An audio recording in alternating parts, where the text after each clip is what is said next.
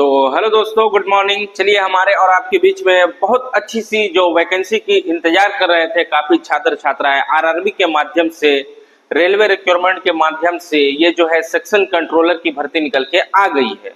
तो इसमें आप लोग कौन आवेदन करेंगे और सेक्शन कंट्रोलर की क्या ड्यूटी होती है, इसमें मैं आपको संपूर्ण जानकारी देने वाला हूँ।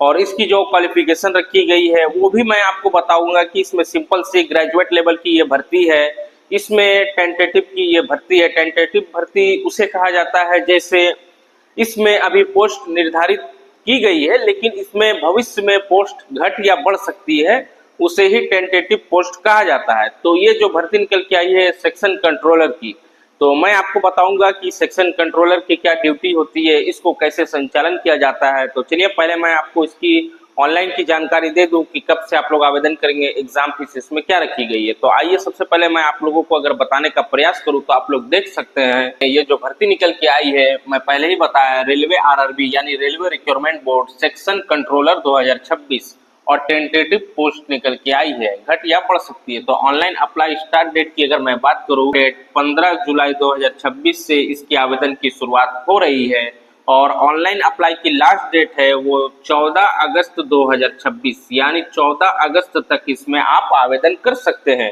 उसी प्रकार से जैसे इसमें आपको सुधार करनी है तो आप लोग 14 अगस्त तक इसमें अपनी फॉर्म में करेक्शन करके सुधार करके अप्लाई को कंप्लीट कर सकते हैं। और उसी प्रकार अगर मैं बात करूं तो आप लोग देख सकते हैं इसकी एप्लीकेशन फीस। तो एप्लीकेशन फीस आपको पता ही है कि रेलवे की जितनी भी भर्तियां निकल के आती है सबों में जो एप्लीकेशन फीस होती है वो 500 रुपये ली जाती है। तो उसी प्रकार से इसमें आप देख सकते हैं कि एप्लीकेशन फीस जनरल, ओबीसी और ईडब्ल्यूएस को इसमें 500 रुपये एप्लीकेशन फीस देने हैं। एसटी, एससी, ओबीसी को इसमें आप देख सकते हैं कि 250 रुपये आवेदन शुल्क देने हैं। ये हमारे एसटी, एससी और ईबीसी छात्र छात्राओं के लिए इसमें 250 रुपये रखी गई है। लेकिन इसमें जैसे ऑनलाइन पेमेंट आपको करनी है तो आप जैसे कर सकते हैं कि net banking, credit card, debit card के माध्यम से आप इसमें अपनी ऑनलाइन पेमेंट कर सकते हैं। अब चलिए इसमें मैं आपको एज लिमिट की बात करूं तो आप एज लिमिट देख सकते हैं। मिनिमम जो इसमें एज लिमिट रखी गई है आप देख सकते हैं कि ये इसमें 20 ईयर तक कम से कम आपकी एज हो जानी चाहिए। और मैक्सिमम की अगर बात करूं तो 33 यानी 33 वर्ष तक इसमें जितनी भी छात्र छात्राएं आयु के वर्ग के हैं वो इसमें आवेदन कर सकते हैं। और टोटल पोस्ट तो आप देख सकते हैं कि 119 यानी 119 इसमें टोटल पोस्ट निकल के आई है। उसी प्रकार से जैसे इसमें पोस्ट नेम की बात करूं तो आप यहाँ पहले ही देख चुके थे कि ये सेक्शन कंट्रोलर की भर्ती निकल के आई है। ये सेक्शन कंट्रोलर, तो सेक्शन कंट्रोलर मैं आपको वीडियो के लास्ट में बताऊंगा कि सेक्शन कंट्रोलर होती क्या है, इसकी क्या ड्यूटी होती है। मैं आपको अभी जानकारी बताने वाला हूँ सेक्शन कंट्रोलर की, लेकिन उससे पहले मैं आपको इसकी क्वालिफिकेशन बता दूं। तो आप क्वालिफिकेशन देख सकते हैं, A candidate must be a graduate in any discipline from a recognized university। यानी सिंपल सी इसमें आपकी ग्रेजुएशन की डिग्री पूर्ण हो जानी चाहिए तो ही आप इसमें आवेदन के पात्र माने जाएंगे। ये जो भर्ती निकल के आई है टेंटेटिव पोस्ट की भर्ती है। और इसमें सिलेक्शन प्रोसेस की बात करूं तो आपको पता ही है सिलेक्शन प्रोसेस किस प्रकार से रेलवे में की जाती है। सबसे पहले आपकी पीटी होगी यानी कंप्यूटर बेस्ड टेस्ट, आपको परीक्षाएं देनी है। उसके बाद आपको सीबीएटी डॉक्यूमेंट वेरिफिकेशन, उसके बाद आपकी मेडिकल टेस्ट ली जाएगी यानी मेडिकल एग्जामिनेशन जिसे कहा जाता है।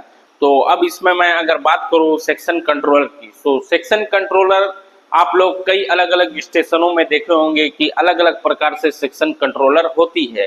तो इसकी जो मुख्य कार्य होती है ट्रेनों की आवाजाही को सुनिश्चित करना, उसके समय को निर्धारण करना, उसके समय का निर्धारण सही रूप से करना, स्टेशन मास्टर से कॉम्बिनेशन बना करके ट्रेनों का संचालन सुरक्षित तरीके से करना, जो हमें और आपको अनेक जो यात्री होती है उनको अपने गंतव्य स्थान तक सुरक्षित माध्यम से पहुंचाना, ये विशेष करके सेक्शन कंट्रोलर की काम होती है। उसी प्रकार से जैसे एक्सप्रेस ट्रेनें हो गई, मालगाड़ी हो गई या अलग अलग प्रकार से जितनी भी ट्रेनें चलती है हमारे भारतवर्ष में, तो उन सबों की निगरानी करना, उन सबों की समय को निर्धारण करना, उनकी सुरक्षा व्यवस्थाओं को देखना, ये सेक्शन कंट्रोलर की ड्यूटी होती है। तो ये जानकारी मैं आप तक जो पहुंचाने का प्रयास किया, अगर आप लोगों को जानकारी अच्छी लगी तो आप लोग वीडियो को अपने दोस्तों में जरूर शेयर कीजिएगा। और हाँ, चैनल को सब्सक्राइब करना मत भूलिए, क्योंकि अलग अलग तरह से जो वैकेंसी विज्ञापन आती है या सरकार की किसी भी तरीके से योजनाएं आती है, स्कॉलरशिप आती है, मैं आपको अपने चैनल पर क्विकली आपको मैं बताने का प्रयास करता हूं, फर्स्ट बताने का प्रयास करता हूं, ताकि इससे लोग ज़्यादा से ज़्यादा लाभान्वित हो सके।